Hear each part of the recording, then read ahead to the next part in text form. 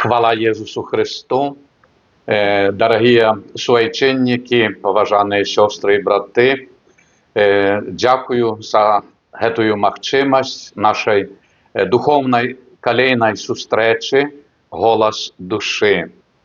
Няхай жа гэтая перадача дапамагае нам пачуць гэты голас душы кожнай сваёй, і таксама, каб мы в прызме духовнага, Божага маглі ачысціцца, асвяціць сваё сэрца, душу і трываць в добрым. І хачу звярнуць вашу увагу, менавіта пару дзён таму назад, 26 жнівня, панядзелак, быў дзень прысвечаны Маці Божай Чэнстахоўскай.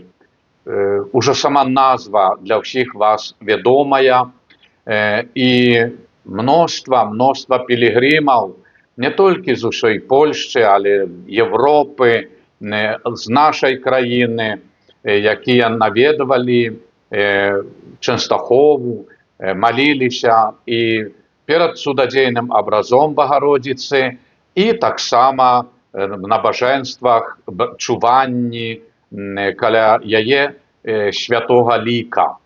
І пэвна пілігрымы, як мы ведаем, па Буцлаву, як наведваем Буцлаў святыню Маці Божай Буцлавскай, калі там таксама 10, 12 і больш тысяч пілігрымаў, а ў Чэнстахове сам кожны дзень пілігрымаў дзесь каля 15 тысяч. І асабліва ва ўрачыстасць Маці Божай Чэнстахоўскай это сотні тысяч пілігрымаў з усёй, можна сказаць, таксама Европы. Так што, гледзячы вось Чэнстахова, Буцлаў, што у нас один раз в год 10-13 тысяч пілігрымаў, а там штодзённа студэнты, моладзь, навучэнцы, бацькі розных накірункаў, прафесіі збіраюцца і в малітве, сумесна разам, сапраўды сем'ямі, дзе атрымліваюць Божую ласку, Божую дапамогу. І таму сёння, вяртаючыся да гэтай падзеі 26 жнівня Маці Божай Чэнстахоўскай, ікона, якая тут каля нас, бо не толькі ідзём мы да Багародзіцы, ці таксама багародзічныя абразы, якія пілігрымуюць цяпер па Беларусі, санктуарыяў нашай краіны, што Маці Божая наведвае, але і ёсць такія моманты ў жыцці, дзе Маці Божая спадарожнічае, ідзе за канкрэтнай сям'ёю, амо і асобаю, і некалькі пакаленняў. І вось сёння давайте пазнаёмімся з такой прыгожай паняй Люцыяй Цявлоўскаю, якая прысутнічае сярод нас менавіта гэтай перадачы «Голас душы». Сардэчна вітаем вас, пані Люцыя.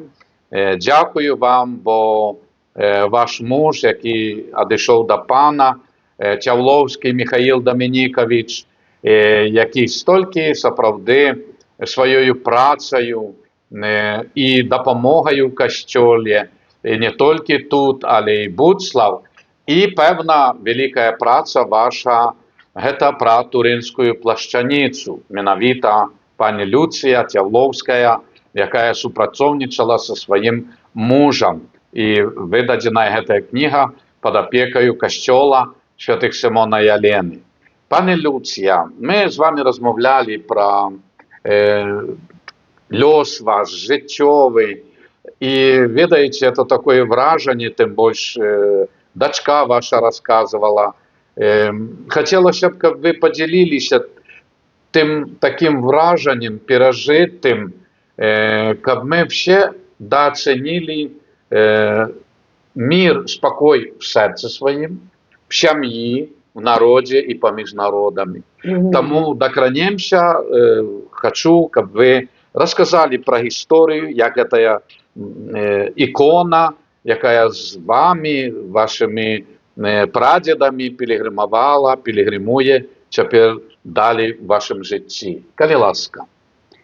Ну, что я могу сказать? Вот эта икона, которая перед вами, она, вот так вот покажу, она в нашей семье, вот сколько я помню, 96 лет. 96 лет. Этой иконой моя бабушка, что меня на свете не было, благословляла мою мать в браке. Вот с тех пор она в нашей семье. Ну, я как от себя скажу, для нас, для нашей семьи, это чудотворная икона. Она пережила с нами очень тяжелые годы. Лично я родилась до войны в городе Ленинграде. Я прожила в Ленинграде, отжила всю 900 дней блокадного Ленинграда.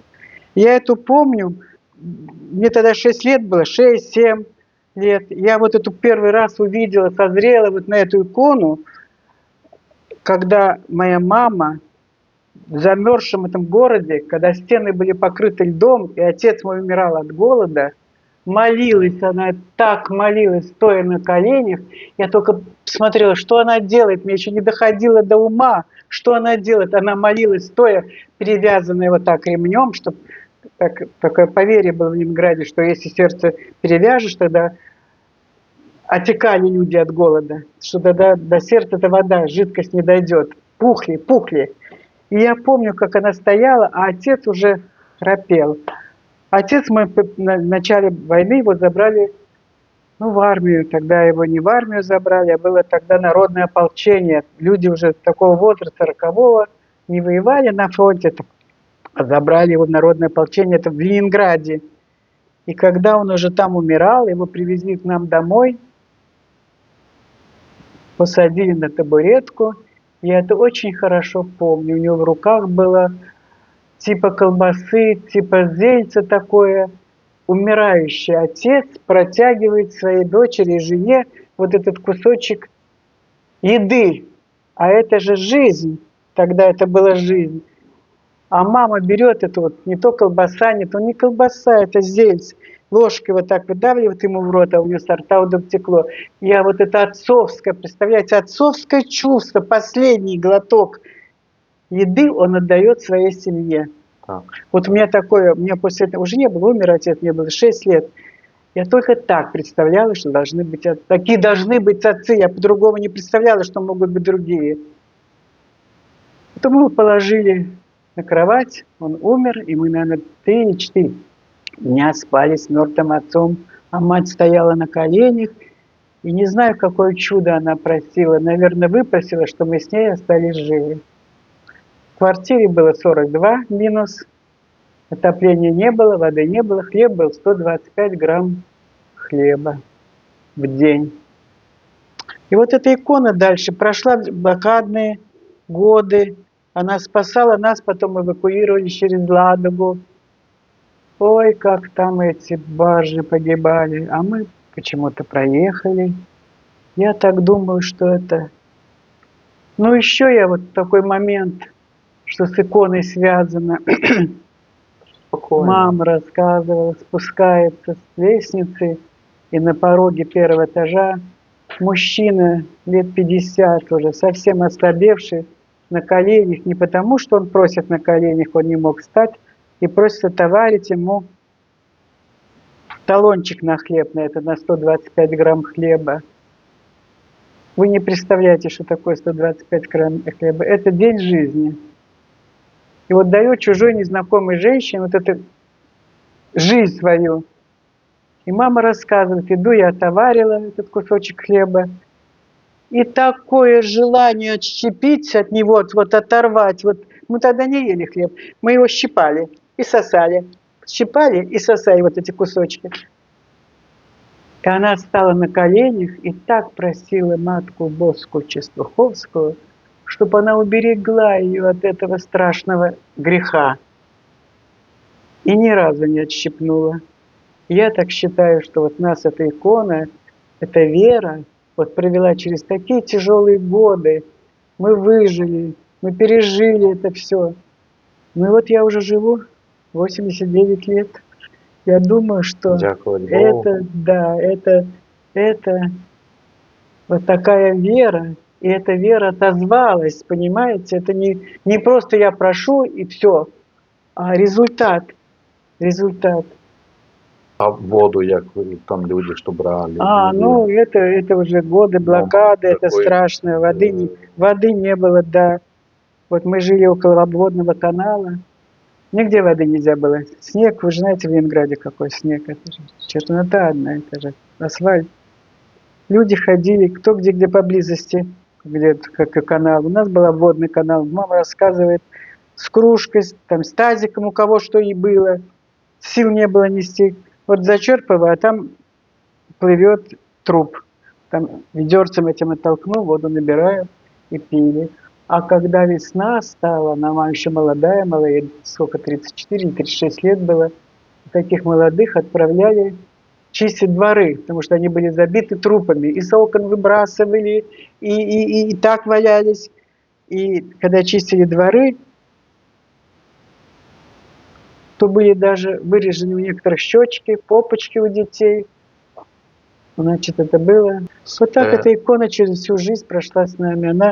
Она с нами разговаривает, мы обращаемся к ней, получаем, спрашиваем и получаем ответ. Реликвия Она такая реликвия. семейная. Да. Семейная. Это Близко. и с 28-го года, а у бабушки моей, может, она и раньше была, может, еще больше 100 лет. И вот 100 лет она в нашей семье. В годы, когда нельзя было видеть иконы, она все равно у нас за дверью висела. И все равно мы молились там за дверью, чтобы никто не видел, никто не знал, никто не слышал. Родица Еще, знаете, вот еще момент рассказываю. Мама там устроилась, там же весь город был, знаете, в баррикадах, и как, чтобы ей рабочую карточку дали, там ее женщина слегла, а она к себе в комнату, у нас в общей квартире, к себе в комнату пригласила, значит, она один день топит печечку, там какая-то печечка, другая мама, так легче топить, буржуечка. Она, значит, на одной кровати с двумя девочками, а на второй диванчике я с мамой. Я же не вставала. Вот еще момент такой вспоминаю, знаете, вдруг ночью открывается дверь, так мороз, и тут мороз, открывается дверь, и входит мужчина. И увидел нас, остолбенел. Оказывается, это ее муж вот на машинах перевозил через Ладогу зимой хлеб, это через дороги жизни. И, видно, ему дали эту буханку хлеба, такая квадратная, я помню. И, знаете, он так растерялся, что семья, а тут лежат чужие, а делиться надо. И он растерялся. Растерялся. И все-таки помню, вот так отрезает этот пласт, и чем-то поделиться. Да, и чем-то поливает. Это, знаете, это надо оценить. Вот в это время не украсть, не вырвать, а дать. Это понимаете, это ни с каким подвигом, наверное, нельзя сравнить. И протягивает нам эту лусту хлеба. И мама немножко оторвала мне и спрятала, она же дальше. И знаете, я вкус этого черного хлеба помню до сих пор. Вот я не обманываю, я помню, я даже помню, вот языком сосала, вот я помню, это было такое счастье. Да. А в то время ни одна церковь не работала, храмы... Вы знаете, я не могу сказать, я же ребенком была. Да. Не работает, я знаю, что в храмах, вот в Исааке, там трупы, там такой мороз был, что трубы сбрасывали, чтобы... Да. Угу. А так, теперь, пані Люція, вот для вас вот эта реліквія, як ви заохочуєте дітей, щоб вони так само цінили надалей, бо, ну, як сказати, ми всі тут не вічні, але передати дітям, чи як вы бачите? Знаете, ну специально же я не рассказываю, вот это к слову приходится что-то рассказать. Да. Еще у меня такой момент, вот мама рассказывает. Я лежала, у меня была цинга в костях, я недвижимая была. Это уже 5-й какой-то этаж, или 4-м 4-этажные дома были. А мама на этой же улице заправляет машины военные бензином. Ну, временные такие. Я же не могу сказать, я же ребенок, я же не видела. Так. Она рассказывает. И такой обстрел. Говорит, все светло, как днем, ночь. Светло, как днем. Летит, все, стекла вылетает с этой... Она говорит, я бросаю чувствуется, что здесь рядом, а это через 2 дома от нашего. Чувствуется, что здесь рядом. И я уже бегу и смотрю наш 4-этажный дом. Вот представляете, вот так раз, вот дом стоит, вот наш подъезд, вот 4 этажа, вот наше окошко. Я же говорю, ну, как ранее было. Да. Вот так нету дома, а окошечко, где я, осталось целое. Пожалуйста. И я тогда в Ленинград приехала уже после блокады в 57 году. Да, я хотел спросить. Да, с тетей приехала. И пошла в тот дом. Снаружи смотрю. Сейчас заховался дом, да? Дом стоит, заховался, а вот это все надстроено красным новым кирпичом. Та часть еще. В 57 году, это недалеко после войны, еще не все там ремонтировали. Так, ну. Но дом починен новым кирпичом, а там, где наше окно, там заштукатурка старая. И вот я осталась жива. Да, да. И тоже благодаря... Вот. Я считаю, что благодаря ним. Я и сейчас прошу за детей, за внуков, за правнуков. Все вот к этой иконе обращаюсь. Я не только прошу, наверное. Богородица. Я только Да. прошу. Да, да. Ничего не даю. Не, слава Богу за... А дети, они такое сами по себе. Они в этой свидетельство. семье наши росли. Не надо было объяснять. Вот Так. само собой, мне внуки и правнук у меня уже тоже заинтересовался, еще к вам сюда хотел ехать, его не взяли. Это сапраўды ваша реликвия, семейная реликвия. Да. Поэтому так что слава Богу. Ну и, конечно, коли вы апошні раз были в Санкт-Петербурге, Ленинграде, Да, я была в 19 як году вам сейчас. враження тепер? Так. Що Вы же знаете, ты что? переживаете, да? Нет, сейчас нас приглашают на День Победы, на снятие блокады. Нас же очень мало здесь блокадников. Там, я уже сейчас не могу ехать, уже понимаете, Так, так. по возрасту. Но последний раз я была... Але в контакте троху Да, у поміж нас тут собою общество, да, блокадников. Нам помогают. ви навідуєте ті могилки, так як ви сказали, де Обязательно. поховані. Пискаревское Скажите про эти кладбище. могилки. Ну, что мне рассказать? что- Наверное, все были в Ленинграде, Да. знали, что это существует. Не, что просто Мемориал наведываете. Пискаревское кладбище. Да. Там сейчас мемориал целый сделан. Это, я не знаю, сколько этих курганов, вот такой высоты, вот с эту комнату. Ой, больше как Ну, 4 это Богу комнаты. ведомо. Да. Да. Туда, значит, делают такой мемориал. И мы вот приезжаем, Мгм. и очень торжественно там проходит эта церемония. Блокадники, Тоже и так такое. жители, и молодежь туда все идут. И в храм Исааковский, чи так, везут, Да, не? да, везут. Тоже. Да, везут. Знаете, Поставить что- свечечки, помянуть всіх. І, так. Дякуємо, пані Люція, Боже мой. Ну, я не могу все вспомнить. Ні, Ну, ну, просто стараюсь. принаймні, ми ще сподіваємося, що зустрінемося. Так що, поважані сестри, брати, ну, Много, очень много мыслей, но сразу не соберешься, тем более, что у меня сейчас Это встреча с вами правильно. Это считается треба зробити такий- экспромтом, Да, экспромтом перед не готовимся. так. Ну, очень много я про блокаду помню. Вы знаете, я еще какой момент помню. Ну. Вот началась война, значит, я еще не понимаю, что это война. Женщины кричат, смотрят на небо, объявлена уже война. Ну, мне 6 лет, вы сами понимаете, играю во дворе. Кричат, это самое, вопят, вот хотите верьте, хотите нет. И все на небо смотрят, и я смотрю на небо как. И что вы думаете, вот тучи, черные, и они тучи вырисовали вот так вот закат, и на все небо Ленинграда красный крест. Я это видела своими глазами. Вот тучи кругом, а видно там солнце, Проявился и они так, да. вот, понимаете, сделали громадный, католический, без Так, перекладки, католический, так. на весь вот на все небо. И все женщины, знаете, и молятся, и кричат. И я еще не совсем не понимаю, ну крест этот я помню. Вот, да. Вот понимаете, знамение этому городу вот такое, Люди, но это единственный город во всей истории, который не сдался в таких условиях. да. Дякуємо. І прийміть від нас такі добрі молитовні пожадання, якщо ж чуючи ось такий момент з життя, звісно, тут можна розказувати Бесконечно. тижнями, місяцями, Бесконечно. але ми маємо, кожен з нас різні тяжкості, щоденні проблеми, переживань, але чи ж можна порівняти переживання наші щоденні з тим, що люди пережили справді в тих моментах, тих часов. Тому нехай Бог допомагає кожному з нас і дооцінюємо опіку Богородиці. Ці ось пошану Częstochowskiej, як зараз ті дні ще октави, молитваў і пілігримки до Częstochowy, Вострабрамская, іншыя, Казанская Богородица, Владимирская, не кажу ўжо нашай бацькаўшчыны столькі санктуарыяў, Маці Божая, мей нас свае опецы, каб мы дзякавалі Богу за достаток, за здоровье и, конечно, в молитве, в Божьих храмах, церквах, костелах, каб ми славили Бога. Тому щире дякую всім вам і вам, пані Люція, за нашу зустрічу голоса душі. Прийміть Божє благословення. Благословення Бога Всемогутнього, Отця і Сина і Духа Святого. Амен.